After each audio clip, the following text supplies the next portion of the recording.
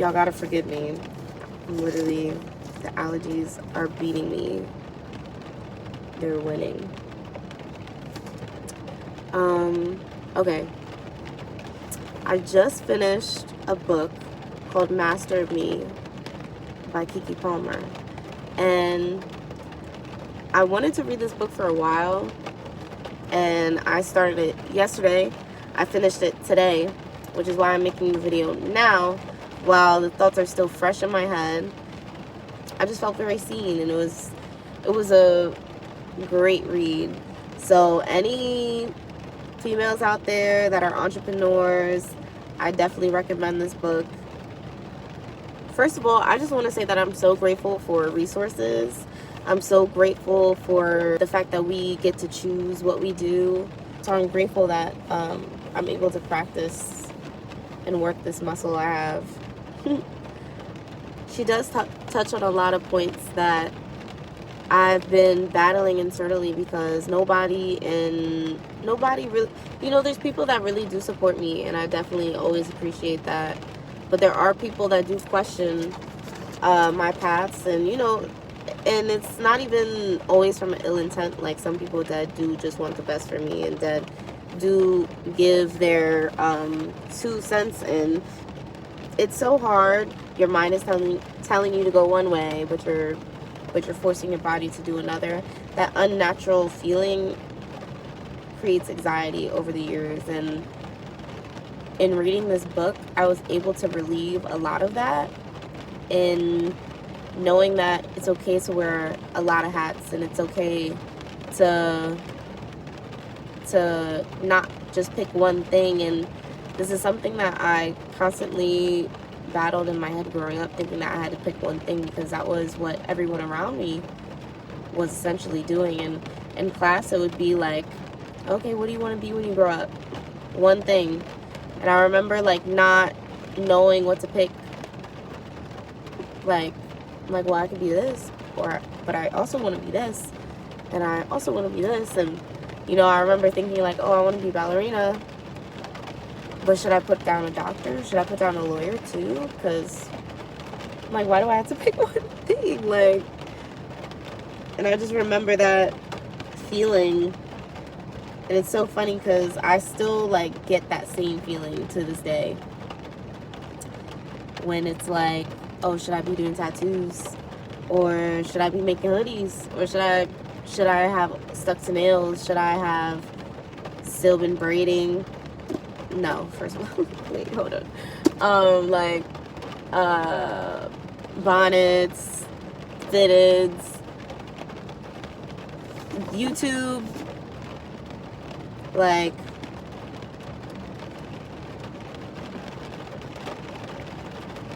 and then for a while I used to be well, I want to just make sure that I could teach everybody that, you can do whatever you want in life. You can really do whatever you want in life. And my friend asking me the other day, oh, what do you want to be? What job? What's your dream job? I'm honestly, I just want to be me. And I feel like this book definitely highlights that you are the brand. And I've always thought of myself as that. And it's so crazy to think how I grew up in a small town, and I have still been able to get to the same road of thinking as Keke Palmer. And this book was more like confirmation for me, but I could definitely see how for a lot of people it could be eye-opening, and it could definitely open a lot of windows that you didn't even know were there. When you pray for guidance, you're gonna get guidance. When you really want to see things, you will start to see things. If you can't see things, look within. See what there is that you have to unlock. See what there is that you're not addressing. See what type of arguments you tend to have. Address it there. Start slow. Build yourself up. It's so crazy to think that all these years I've been trying to pick one hobby. My whole personality embodies an entrepreneur. And when COVID happened and we didn't go back to school, my basically the good part of my sophomore year was cut short, and my senior year was demolished. And I didn't get prom, I didn't get graduation, but I did start my business. And I definitely got to start tapping into different talents at the same time. And I got to do a lot, which I'm extremely grateful for. But that was rough. That was rough. That was rough. That was when I had no choice but to look at what I could do, because my creativity is how I function. If I'm not creative, I'm dying. Like, for real. Like, if I'm not creating, I'm dying. It seems dramatic, but it's so true. When I can't create things, I get into a mental rut, and I feel like I start to look sick in the face, and I start neglecting all the good parts of me, and it's just so bad. So, like, creativity has been a core to me. And in creating, that could be such an umbrella term. And when I started my business, that was when I thought I achieved the title of entrepreneur. When today I'm realizing I was an entrepreneur. I always was. I was selling jewelry at my dad's gigs. I just remember that right now. Like, this has been instilled in me.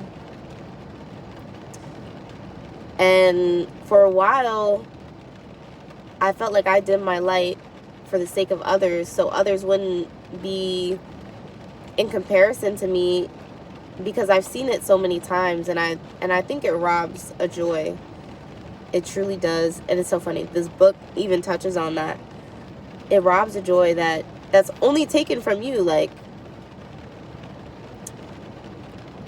and I used to feel bad for the people that I could see do that, because I'm good at reading a room, and I'm good at seeing a shift in energies, and I could tell when people were moving differently, and it would just be like, I never saw people as competition. Like, I think beauty is uniqueness. Like, people don't even understand what I find attractive is uniqueness. It's so crazy, because my natural,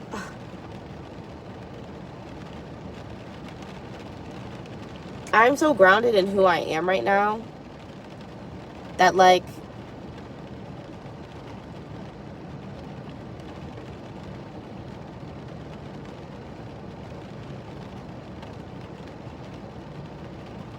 reading is so important. Seeing other people's perspectives is so important. Connecting with people is so important. Family is so important. Values are so important. Your purpose is so important. Putting yourself first is so important. And matter of fact, not even first. Second is so important. And then God first. But if you're talking about people here on earth, you put yourself first. And there's a beauty in putting yourself first, because that is when you'll be able to actually serve others the way that you want to. I have goals. I have goals. It doesn't stop at YouTube videos. It doesn't stop on TikTok. It doesn't stop on Instagram, Snapchat. It doesn't stop at bonnets. It doesn't stop at tattoos. It doesn't stop at anything. So when people come up to me and they ask what I do for a living,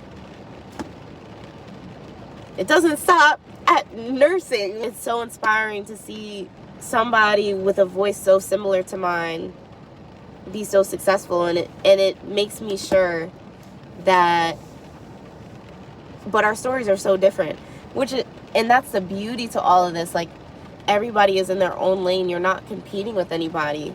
And I dimmed a light where I didn't have to.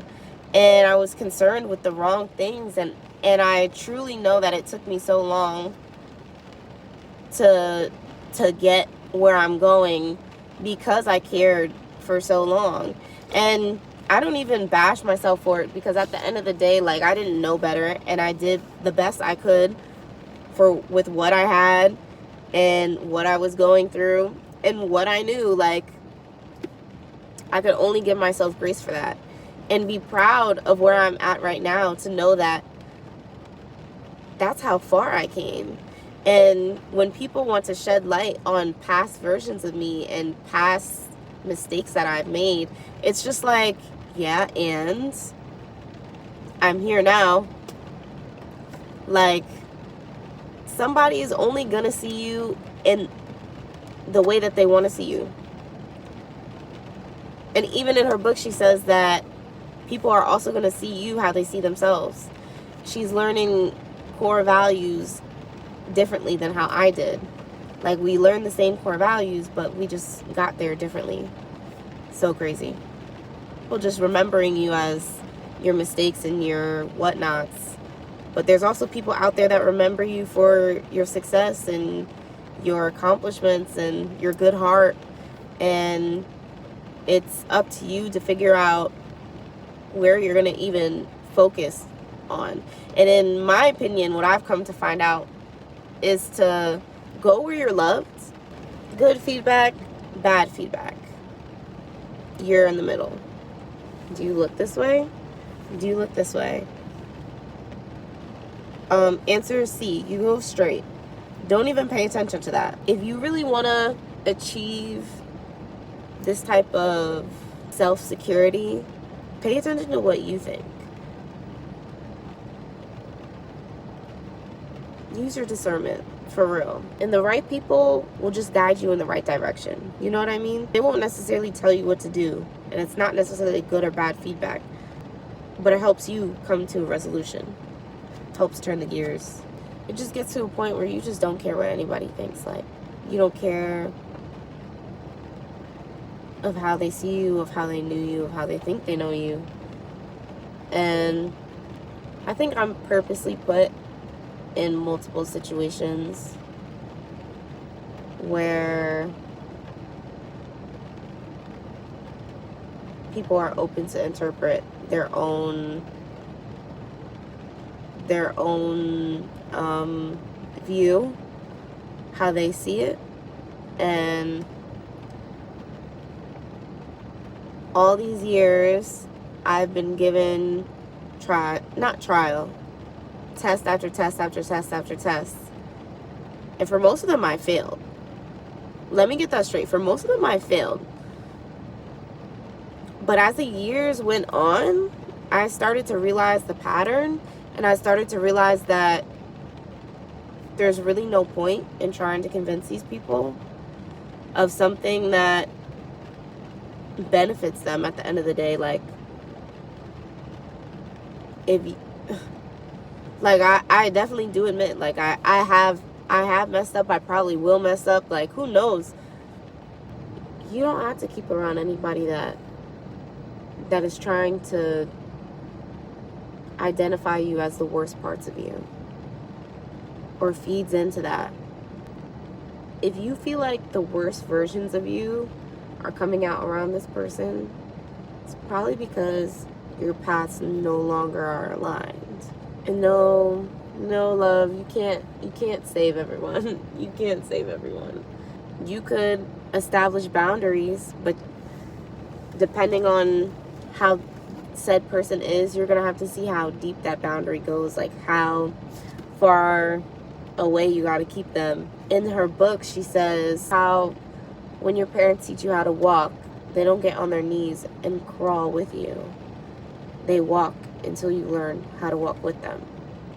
That was so powerful to me, because I've been breaking down this parable of parenting, especially how God is a parent figure all in all. And that's essentially what parenting embodies.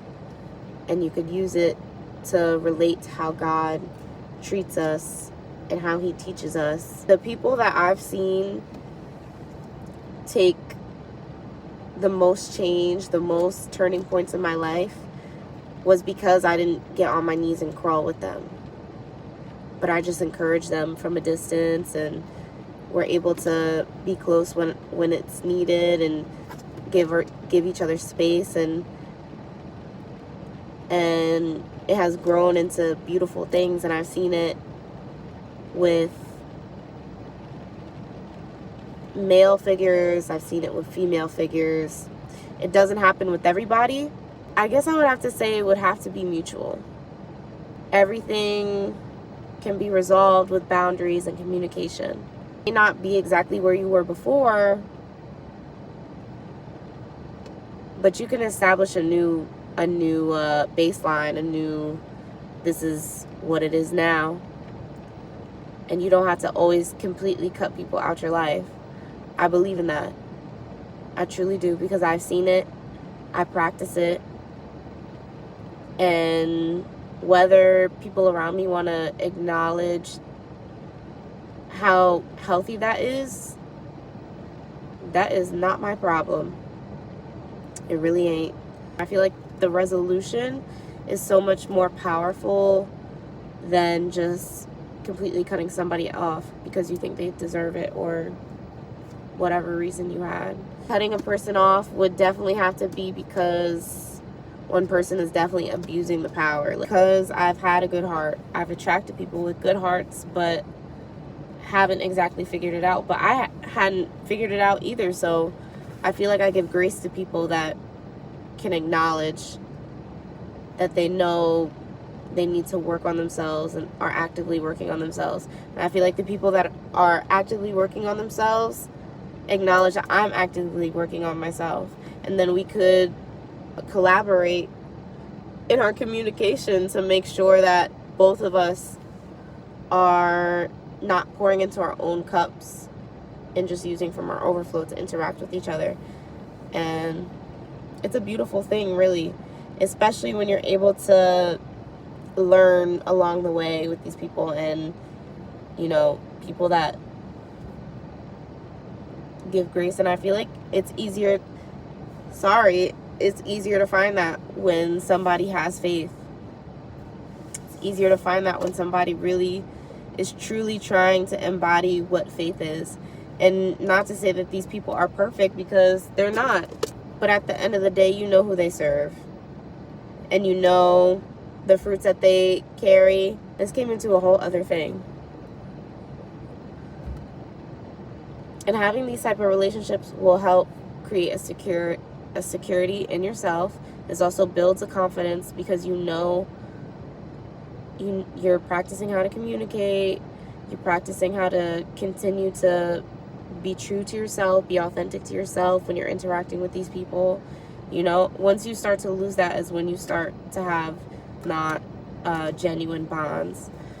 And I don't think enough people are willing to address what they already know are red flags enough to set certain boundaries. And I think a lot of people don't know how to set boundaries, so instead they just cut the person off. And I'm guilty of it. I've done it. And I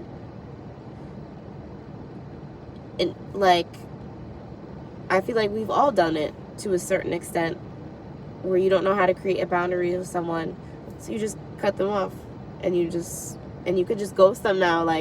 Now we have technology, so it's not like, oh yeah, no, I'm not walking to your crib today. I'm not answering your text message, I'm unfollowing you, I'm doing this, I'm that. So something that I've been definitely working on is saying my truth.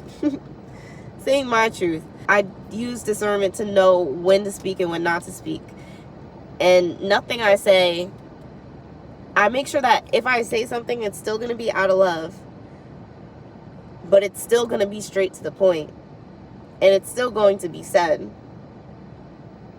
Whether it makes the room uncomfortable or not, it's going to be said. So I definitely I definitely made people feel uncomfortable a few times because of that. But I can't help it. I can't help it.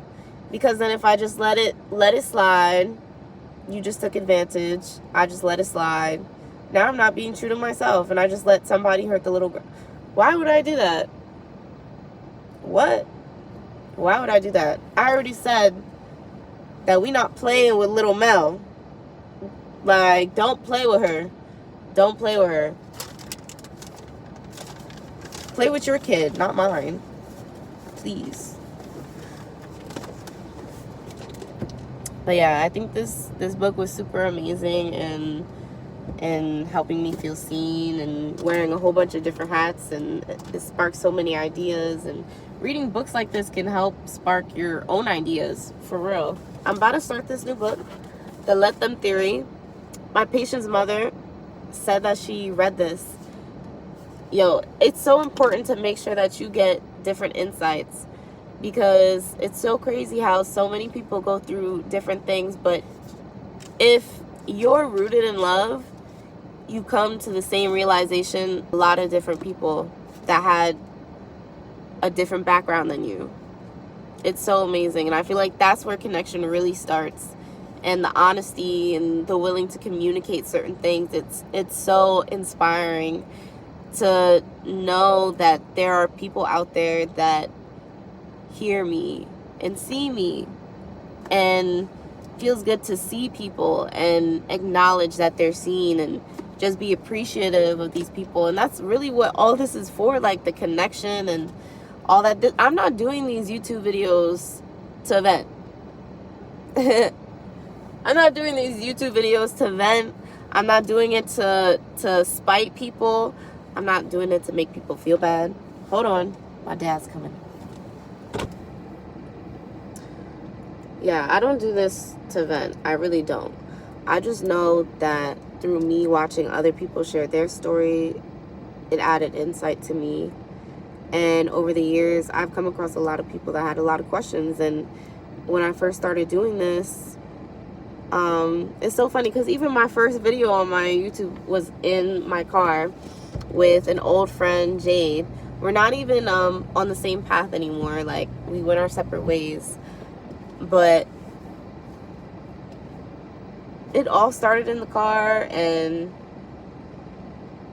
I feel like you could see how I've evolved since then. And this digital footprint that I'm putting out there is for people to know that I'm coming from nothing, and to just see this path that I'm on. Even if it's not linear, like, you're still gonna see it. And I feel like you could still see it in the things, because there was gaps, and you know, I definitely wasn't consistent with it, but I definitely was persistent in it. And like I said before, if I'm not creating, I'm dying. So that was definitely, if I wasn't posting that, I was, feel me? I love y'all. This is for people that really want to work on themselves. This is people that really want to challenge their way of thinking. Like, I definitely understand that what I'm talking about is not easy. Like, this is not easy. That's not the point. I'm not trying to make it sound easy to y'all. I'm just trying to address what you're hiding in your closet. You know what I'm saying? And for those that listen to me and can't hear what I'm saying, it's not your time yet. Whenever you want to realize that you decide when the time is right, that is when you are going to hear me, and you're going to be able to understand books like Master Me, and you're going to want to listen to Mel Robbins, and you're going to want to go to church, and you're going to want to, you know, read the Bible, because all these things that I've been dibble-dabbling in, I want to be able to not have any doubt when people come to me and they try to project, they try to put me in the mindset that they're in, they try to convince me of something that I'm not, they try to steer me in the wrong direction. This is self-security for myself, because I know the more I do it for myself, the more you guys will see. The more I focus on if you guys are seeing, that's less of me doing it for myself, and the path no longer becomes, there's no chance for any type of linear pattern to go on there. Listen, I love y'all. Of course I do. I do this for y'all. I do this for y'all. Me and my 30 views. 30? Can I get 30? Me and my 30 views. I love y'all. And I'm going to see y'all in the next video. I think I'm going to start going through the drafts and posting those. I always be spending some knowledge. Like, I should just trust it.